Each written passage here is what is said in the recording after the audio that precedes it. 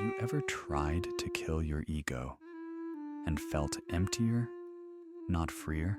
Have you ever chased approval, earned it, and still sensed a quiet hollowness behind the applause?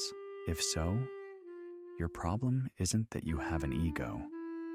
It's that your ego forgot its duty. We've been taught to treat the ego like a villain, something to shrink, shame, or silence. But Carl Jung's work points to a different truth. The ego isn't your enemy. It's your interface. It's how consciousness says, I am, how you steer, set boundaries, and make meaning in a world that constantly demands a face. The trouble begins when the face becomes the whole person, when the interface claims the title of self. Think of the healthy ego as an ambassador, a clear, honest representative of a deeper center inside you. When aligned, this ambassador speaks for something wiser. It doesn't strut. It doesn't beg. It serves. But when the ego is inflated, it becomes a tyrant, image-obsessed, approval-hungry, fueled by anxiety and control. The tyrant confuses safety with performance and turns your life into a stage where every moment is an audition. The cost? Chronic fatigue, identity drift, self-sabotage that looks rational on paper but feels like betrayal in your chest. You can feel the difference. The healthy ego says, this is who I am today, and I'm still learning. The inflated ego says, this is who I must appear to be, or I won't survive. Jung warned about this inflation. The moment the ego over-identifies with masks and loses contact with what he called the self, the organizing center of the psyche, the source of wholeness and inner authority, when that connection frays, your choices begin to feel like reactions. Criticism becomes an emergency. Uncertainty becomes a threat. You don't live, you perform. You don't grow, you defend. Here's the paradox. The more you perform a role, the more the role performs you. At first, the mask guards you. Eventually, the mask governs you. Let's make it tangible. You get a simple critique at work. Your heart spikes. Your mind spins a story. They see I'm a fraud. Who's speaking? Often, not your conscious will. It's an old wound wearing a suit, an inferiority complex hitting the panic button, or you finally commit to a boundary in a relationship, and a voice whispers, you're selfish. They'll leave. That's not truth. That's a learned survival strategy. A younger version of you trying to keep you safe. The only way it knows how. By pleasing, shrinking, disappearing. Jung's point isn't to demonize these reactions. It's to recognize that they belong to parts, autonomous patterns that can hijack your behavior in seconds. He called them complexes. They aren't evil. They're unintegrated. They were born when tenderness met punishment, when curiosity met ridicule, when your real face learned it wasn't welcome. And so the ego, trying to protect you, built a fortress of charm, competence, spirituality, strength, anything that kept love within reach. Over time, the fortress forgot the door. You've probably felt the symptoms of living in that fortress, a life organized around how you're seen, not what is true. Emotional weather that changes with every gaze, a constant scanning for threats to your image, like a guard who never sleeps. The tragedy isn't that you have a strong ego. The tragedy is blind identification, believing you are the image, because once you fuse with the mask, any crack feels like an existential collapse. You will fight to keep it smooth, even if the fight costs you the very life you wanted to live. So what does master your ego actually mean? Not shrinking yourself, not pretending you're above wanting recognition, not performing humility to appear spiritual. It means restoring your ego to its rightful role, servant, not sovereign. It means reconnecting the ambassador to the self, so your identity is sturdy, not brittle, flexible, not frantic, honest, not ornamental. Let's set the tone for this journey. We will not attack your ego.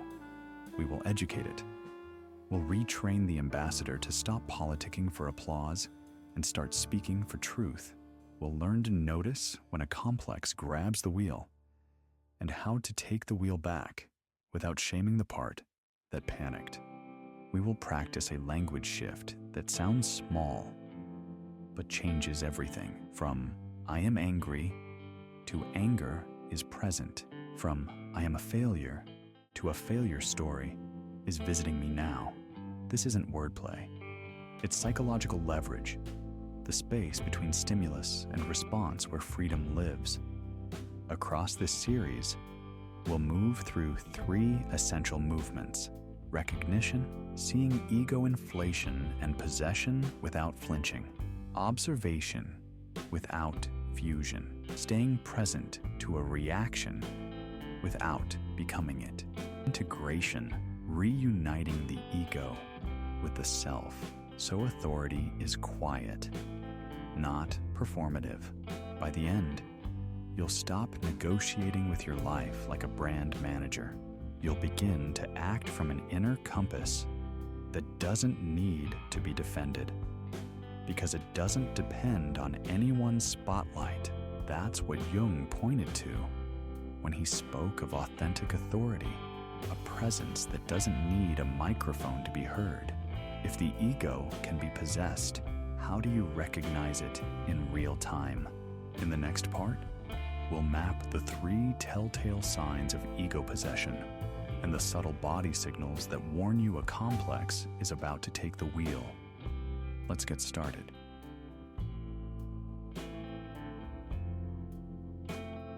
You've probably heard the phrase, "He's full of himself." It sounds absurd at first. How can you be possessed by your own ego? But that's precisely the danger, when your sense of I swallows everything else. Ego possession begins quietly. It doesn't arrive with horns and smoke. It arrives when you stop having thoughts and they start having you. When you stop using a role and the role begins using you. When life becomes a constant performance you don't remember auditioning for. The first sign, hypervigilance to image. You wake in the morning already rehearsing. What will I wear? How will I sound? What will they think? Before your feet hit the floor, the audience is assembled in your mind. Your nervous system hums like a stage light. Every word, every gesture is weighed against the invisible critic. In Jung's language, the ego has inflated beyond its borders. It's forgotten the self behind the mask. Your body knows before your mind does. Shallow breath, tight chest, the faint ache between your eyes. It's the somatic alarm of inauthenticity. You are scanning for approval, not safety. And approval never feels safe for long. The second sign, emotional hijack. Then there's that flash of heat when someone challenges you. A tone, a glance, a small correction, and suddenly your heart pounds as if survival itself is on trial. In that instant, an ego complex seizes the controls. It's an older self, one that learned long ago that being wrong equals being unloved. You can feel the takeover. Vision narrows, shoulders tense, breath disappears. You're no longer in dialogue with the present. You're defending a ghost. If you listen closely, you'll hear its script. I must prove I'm right. I must not be humiliated. They can't see me falter. Those are not your conscious values. They're protective spells written in childhood, now running on adult bandwidth.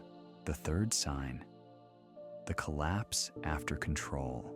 After the performance ends, possession flips. The tyrant becomes the orphan. You go home drained, replaying every word, searching for cracks in your image. Your body slumps, eyes blur, mind whispers. Why do I feel so fake? Because the mask did its job. It kept you accepted, but at the cost of your life force. Jung called this the moment when the ego ceases to mediate and becomes a dictator. It stops bridging the inner and outer worlds. It hoards power instead of translating truth. You can't hear intuition when the throne room is full of applause. The good news, possession always leaves footprints. Your muscles record every lie you tell yourself. The throat that tightens before saying yes when you mean no. The jaw that locks mid-argument. The fatigue that arrives after pretending to be fine. These are not random aches. They're the body's quiet protest against falsehood. Jung might say, the self speaks through symptoms when the ego refuses to listen. Try this experiment for the next 24 hours. Notice the micro-clench, the subtle lean forward to please, the small withdrawal to avoid judgment. Every time you catch one, don't analyze, breathe, name it out loud. Possession is here. That simple sentence turns the floodlight back on. Awareness breaks the spell. It's tempting to judge these egoic states as failures. But remember, they were once survival tools. Your ego learned to perform to keep you safe in a world that punished sincerity. It was never evil. It was overworked. To master the ego is to thank it for its service and relieve it from command. Authentic authority begins not with conquest, but with recognition. You can't reclaim what you refuse to see. When your body tightens, pause and whisper, something old is speaking through me.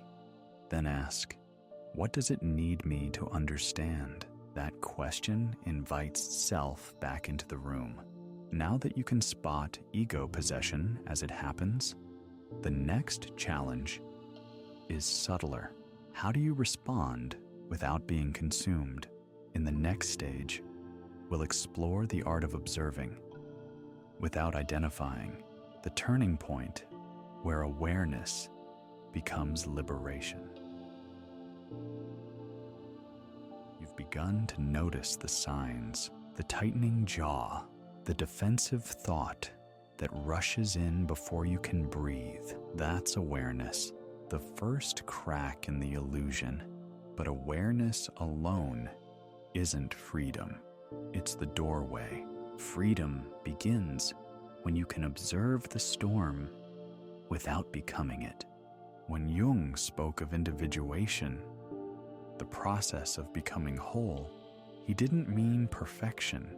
He meant relationship, a conscious dialogue between the ego and the unconscious. And this dialogue starts the moment you say, something in me feels angry, instead of, I am angry.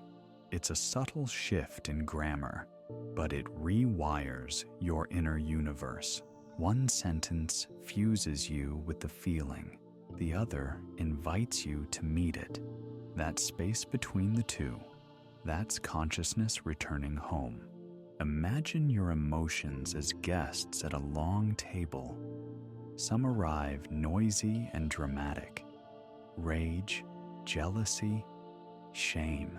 Others linger quietly in the corners. Grief, longing, tenderness. Your job isn't to throw them out or let them take over the meal. It's to sit at the head of the table and listen. This is what Jung called the transcendent function, the ability to hold opposites in awareness, to feel fear without collapsing into it, to recognize pride without obeying it, to witness pain and still remain rooted in curiosity. You don't silence the storm. You build a center strong enough to stand within it. And this isn't a theory. It's somatic. You'll feel it in your body. When you witness rather than fuse, your breathing deepens, your shoulders drop, the muscles of control begin to release their grip. The storm is still there, but it's no longer running the show. You have reclaimed your seat at the table, but be warned, the ego doesn't surrender gracefully. When you begin to observe it, it will whisper, "You're overthinking," or it will panic, "You're losing your drive." That's not truth. That's resistance, because for the first time, the actor realizes the audience has left. And without applause, the mask starts to loosen. You'll feel that loosening as unease, even grief, because beneath every ego identity lies loss. The child who never felt enough, the young adult who had to impress, the parent who never allowed rest. Each role carried pain and purpose. Observation brings both into the light, and light can sting before it heals.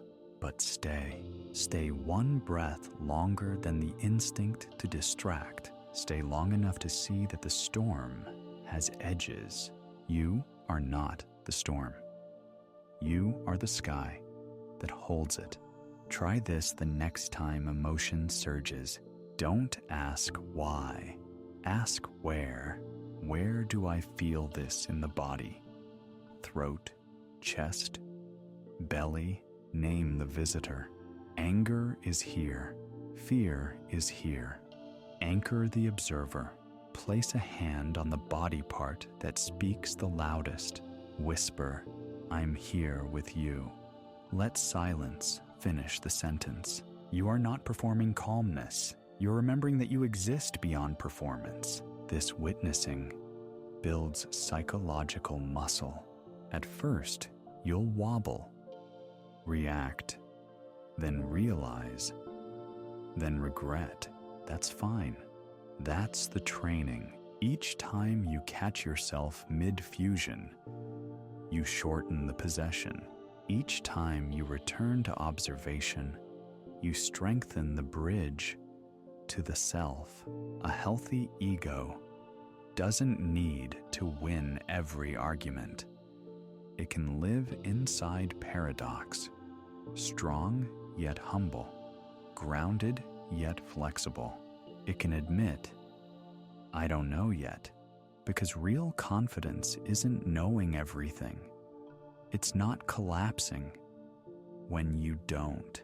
This is the quiet authority Jung called the middle way of the psyche. Not domination, not submission, participation. When the ego becomes a participant instead of a ruler, you begin to feel an odd calm. Decisions feel cleaner. Relationships lighter. You no longer defend truth. You embody it. When emotion rises, whisper internally, "There's a storm in me, and I am the sky." Then breathe until the sentence feels true. You'll notice the storm loses interest when it's witnessed. But observation alone isn't enough. If you only watch your inner world without understanding its roots, You risk spiritual bypass, awareness, without integration. In the next step, we'll enter Jung's most daring idea, the ego complex, the hidden sub-personalities that run your life when you're not looking, and how to bring them back into harmony. You've learned to witness the storm, but what if the storm itself has a name? What if inside you there are many voices, each carrying a story, a fear, and a plan for survival? Carl Jung called them complexes, autonomous subpersonalities that live within the psyche. They aren't villains, they're memories that learned to move. Each one was born when something inside you went unanswered, a pain too deep to process, an emotion too unsafe to show. And when the conscious mind couldn't bear them, the psyche hid them underground. But hidden doesn't mean gone. It means waiting. Imagine a child humiliated for speaking up. In that moment, the psyche creates a fragment, the quiet one. This part learns silence equals safety. Years later, you're in a meeting, ready to share an idea. Your throat tightens. Words vanish. That's the quiet one pulling the strings, not to punish you, to protect you. Or picture a young boy who felt invisible. He builds the achiever, a part that vows to earn visibility through excellence. He grows into a successful adult, but peace never arrives because the applause feeds the mask, not the man. And when the applause stops, he collapses, not from failure, but from emptiness. This is how complexes hijack us. They drive the car while we believe we're steering. Jung wrote, "We do not possess complexes. Complexes possess us." That's not metaphor, it's mechanics. When a complex is triggered, it floods the nervous system with old emotions. You regress, not mentally, but emotionally, back to the moment the wound was made. The adult body hosts the child's fear. That's why intelligent, self-aware people still sabotage themselves, because knowledge doesn't dissolve a complex. Consciousness does. Till you feel the pattern in real time, it will continue its quiet empire beneath your awareness. A complex speaks in extremes, always, never, everyone, no one. It speaks in defenses. I'm fine. I don't care. It's their fault. And it thrives in repetition. Because repetition is familiar. And familiar feels safe. When you start observing, you'll recognize recurring archetypes within you. The pleaser who fears abandonment. The perfectionist who hides inadequacy behind control. The savior who helps others to avoid facing their own pain. The ghost who disappears to avoid rejection. Each one believes it's saving you.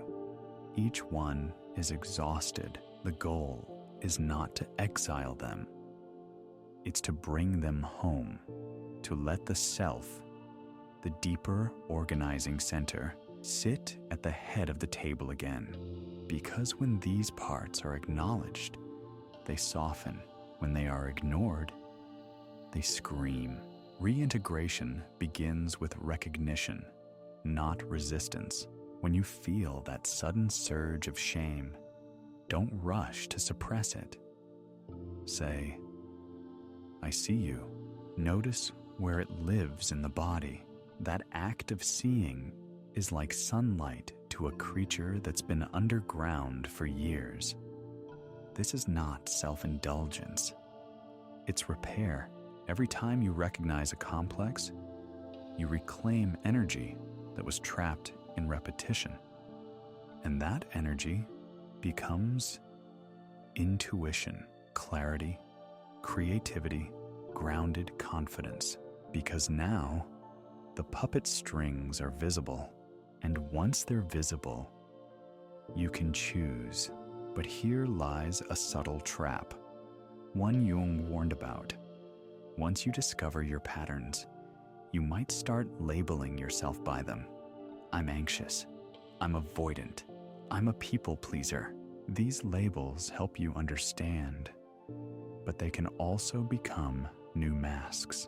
The ego loves to turn insights into identities. True healing is not naming the prison. It's walking out of it. The complex dissolves not through analysis alone, but through relationships, through compassion, through a daily willingness to ask, what part of me is asking for love right now? Because every complex is just love that wasn't received, still waiting for permission to return home. Next time you feel triggered, pause and ask, how old does this feeling feel? If the answer is younger than you are now, a complex has surfaced. Place a hand on your heart and say, you don't have to protect me anymore. This is how fragments start to trust consciousness again. You've met the hidden puppeteers. Now comes the turning point. Transforming your ego from a frightened guard into a conscious ally.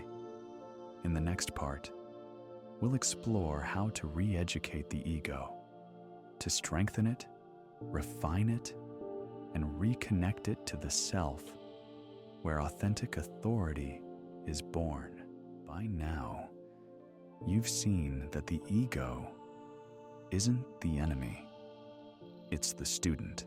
But like any student who's been left unsupervised too long, it's learned bad habits, control, perfection, image, fear. The task now is not to destroy the ego. It's to retrain it, to remind it that its job is not to rule, but to serve, to transform it from a paranoid guard into a skillful translator between your inner world and outer life. Carl Jung said, the ego must learn that it exists for the self, not the other way around. That single sentence can reorder your entire psyche. In its natural state, the ego is a bridge, a translator between the unconscious and reality. It organizes, decides, plans, speaks. It's how you function in the world. Without it, you wouldn't know where you end and others begin. But the problem arises when the bridge forgets it's a bridge and tries to be the city. That's when we start mistaking roles for identity. The helper forgets how to ask for help. The achiever forgets how to rest. The spiritual seeker forgets how to be human. The ego becomes addicted to being something, anything, because it's terrified of being nothing.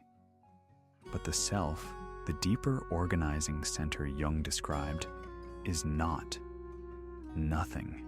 It's vast, quiet, whole. It doesn't need to prove itself because it already exists. When the ego reconnects with that center, something miraculous happens. Life begins to feel guided instead of managed. You don't abandon goals. You just stop being defined by them.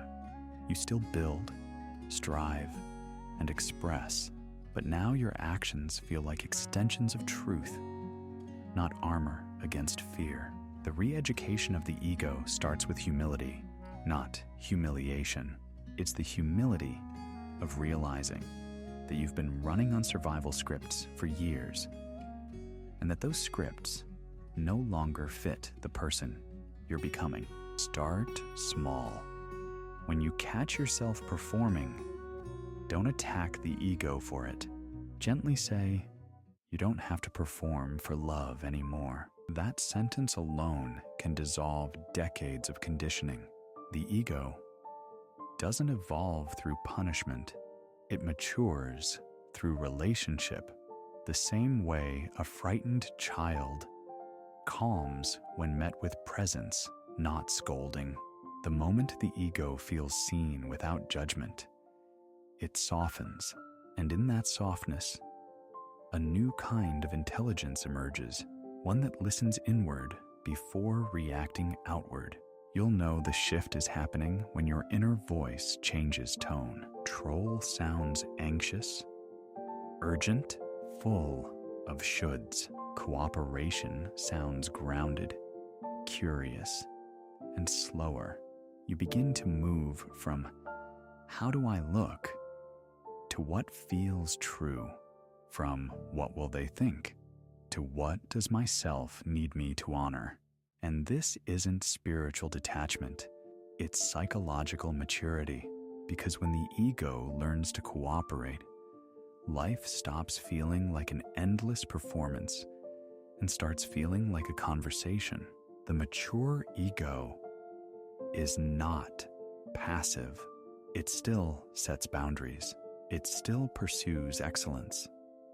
But it does so without confusion, knowing it's a part of something larger, not the center of everything. As this dialogue deepens, you'll start hearing a quieter voice beneath the mental noise, a tone that feels calm, compassionate, and strangely familiar. That's the self speaking through intuition. It doesn't argue or demand. It simply knows. When the ego listens to that voice, actions become cleaner. Even no sounds kind. Even conflict feels sacred, not because it's pleasant, but because it's real. This is the beginning of authentic authority, what Jung called the alignment between ego and self. It's the power that doesn't shout, doesn't posture, doesn't dominate. It simply is. And people feel it. Even when you say nothing, you can't fake that kind of presence. You can only grow into it. When you feel the urge to prove, pause and ask, who am I serving right now?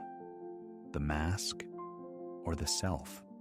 Then breathe until the answer arrives in silence. That pause re-educates the ego more deeply than any lecture.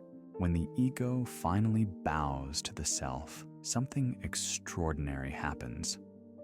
A new kind of freedom emerges, not the freedom of rebellion, but the freedom of truth, and what it means to live with authentic authority, where your presence, not your performance, becomes your power. When the ego finally remembers its rightful place, not as a ruler, but as a bridge, a strange peace begins to settle in. It's not loud. It's not triumphant. It feels more like an exhale. After years of holding your breath, for the first time, you can move through the world without constant defense. You no longer have to prove, impress, or justify. You begin to understand what Jung meant by authentic authority, a silent alignment between the ego and the self, a power that doesn't depend on validation, but radiates from coherence. We live in a time obsessed with influence, followers, reach, attention, the modern metrics of power. But these are the currencies of an inflated ego, not an integrated one. They're noise that keeps us from hearing our own truth. Authentic authority is something entirely different.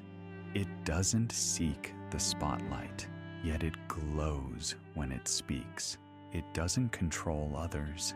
It guides them through example. It doesn't react to every challenge. It responds with presence. You've probably met someone like that. A person who enters a room and doesn't compete for attention, yet everyone feels calmer when they're near. That's the power of integration. Their ego is transparent. Light passes through it. When your ego serves yourself, you feel it immediately. You say no without guilt. You admit, I don't know, without shame. You fail without collapsing into self-hatred, because your worth is no longer negotiable. It's rooted, not rented. Decisions stop being calculations of image and become expressions of truth. Work feels less like performance, more like contribution. Relationships lose their hidden contracts. Love becomes real again. This is what it means to reclaim your life. You stop existing as a reaction to others' expectation and start living as an embodiment of your essence. Jung wrote that when the ego reconnects with the self, the individual becomes whole, and what was divided finds unity again. That unity doesn't erase your flaws, it redeems them. Even your mistakes become teachers. Even your shadows become guides.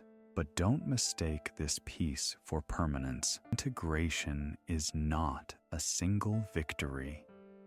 It's a rhythm. The ego forgets, and you remind it. The mask reappears, and you gently lift it off again and again. That's what maturity looks like. Not perfection, but participation. You keep showing up to your own life with honesty, curiosity, and compassion. And each time you do, the space between who you are and who you pretend to be grows smaller until one day they merge. In a culture addicted to performance, authenticity is rebellion. Every time you choose truth over image, every time you act from integrity instead of insecurity, you give others permission to do the same. That's how individual healing becomes collective transformation. The integrated ego doesn't withdraw from the world. It contributes to it.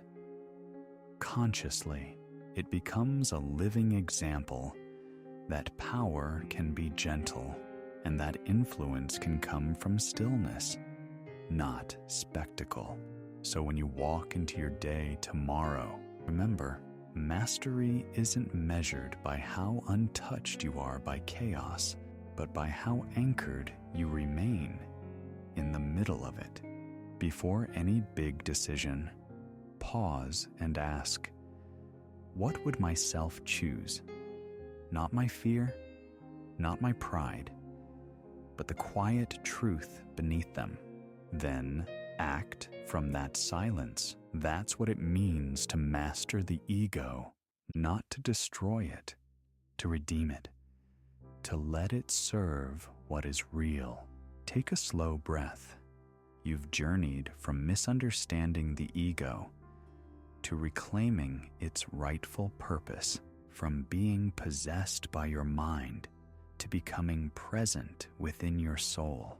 This isn't the end, it's the beginning of conscious living, because once the ego learns to listen, life stops being a struggle for control and becomes an unfolding of meaning.